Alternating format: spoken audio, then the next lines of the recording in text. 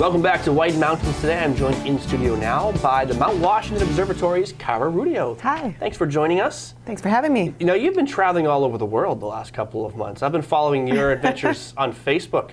You've gone to the furthest reaches of the country, of the world, in search of adventure, and it all leads back to Mount Washington. That's right. I did. As you said, I went to Nepal for about a month to do some sightseeing in the mountains there, and coming back to New Hampshire has really been great because what we have on Mount Washington is, you know, it's not as tall, obviously, but the weather is very similar, surprisingly, and the high alpine landscape is very similar. And if you want to experience that high alpine landscape in winter, you're out of luck unless you're either an experienced winter mountaineer, or you're in the good graces of the Mount Washington Observatory. Oh, well, thank you for that intro. Yes, we offer have some great trips. Opportunities. Yeah. We offer both day and overnight trips to the summit of Mount Washington via snow tractor, which is a really great option. As you said, if you're not a technical mountaineer, you can ride in our heated snow tractor, go up to the summit. You get to spend a night on the mountain, which it's the only way you can do that. Really remarkable opportunity. You know, if it's clear, you can see sunset and sunrise. It's absolutely amazing. I'm going to make you jealous. The only time I've spent a night on the summit of Mount Washington, I think it was in April. It was the perfect night because we had everything. First of all, it wasn't brutally cold. It was like 30 degrees. I thought you were going to say stuck in a bivvy on the side of the mountain. No, that would have been cool in its own right.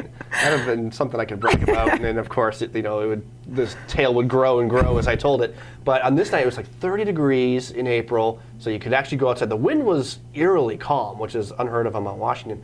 But we had an undercast, so you could just like a sea of clouds as far as you could see.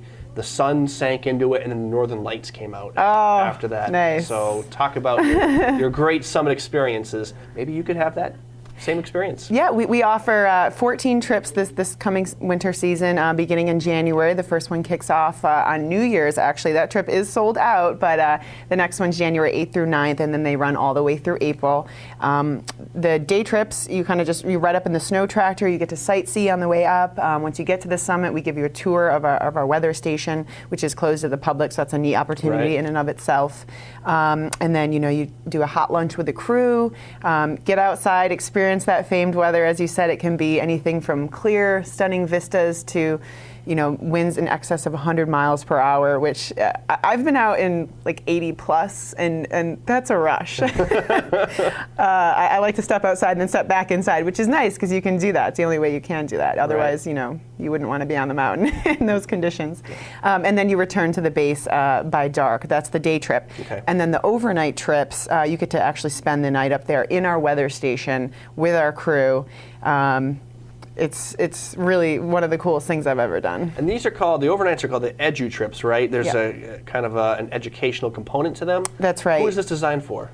Well, they range. We've got some, some on photography, winter mountaineering essentials.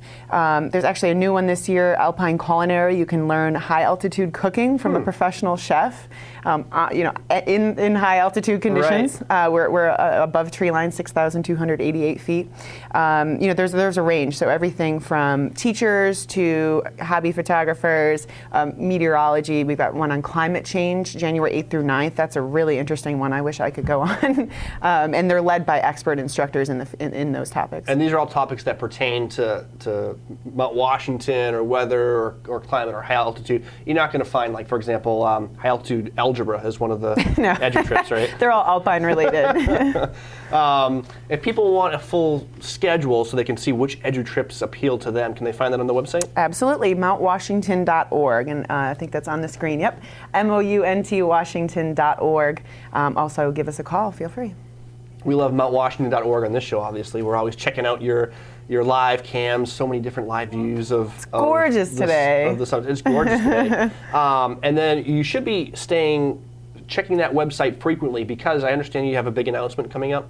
That's right, January 1st. I can't talk about it yet, but it's very exciting. So yeah, watch the website. We've also got, as you mentioned, the webcams, the higher summits forecasts, as well as the regional forecasts. Those are great. I rely exclusively on our higher summits forecast, because any other forecast you're going to get is going to be for the low-lying areas. Right. So if you're headed into the mountains, if you're going skiing, our higher summits forecast is great. And of course, there are a lot of summits. Obviously, you're not going to be quite as bad as the summit of Mount Washington, but it gives you an idea what you're going to find on the higher summits, like Wildcat and Attach. Wildcat comes close. Yeah.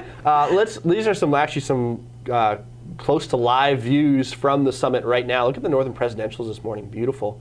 And then looking west from the summit towards the Franconia Ridge. So if you want these as your homepage, just go to mountwashington.org, bookmark it. So what else is going on at the observatory? You guys just finished up, well, we haven't finished up the vacation week yet, but I know the Discovery Center is open Yes, this week, right? we're open year-round now. Right here in North Conway Village on Main Street, the Weather Discovery Center. It's an interactive science and weather museum, appropriate for all ages, and admission is free.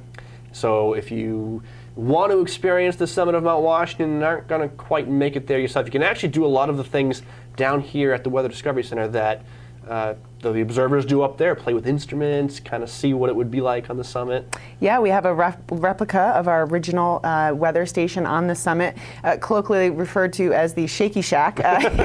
You can step inside and it does a virtual realization of what it would have been like to be up there when we recorded our famous 231 mile per hour wind speed in 1934. And it's very popular with the kids. I'm not going to give it away, but as you're watching the window, it shows like a little anemometer, and the wind gets stronger and stronger and stronger, and the snow gets faster and faster and faster, and then something flies by the window, takes you by surprise, and everybody always laughs. It's fun.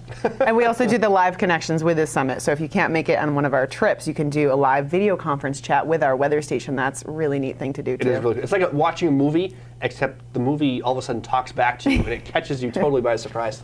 At least it does to me. Well, thank you so much for joining us this morning. Have we missed anything? I think that's it. Check out our Edgy trip, Stephanie. January 8th through 9th. That first trip still has a few spaces on it, and that's the implications of global climate change. Cara Rudio, Mount Washington Observatory, mountwashington.org. We'll be back to wrap up White Mountains Today.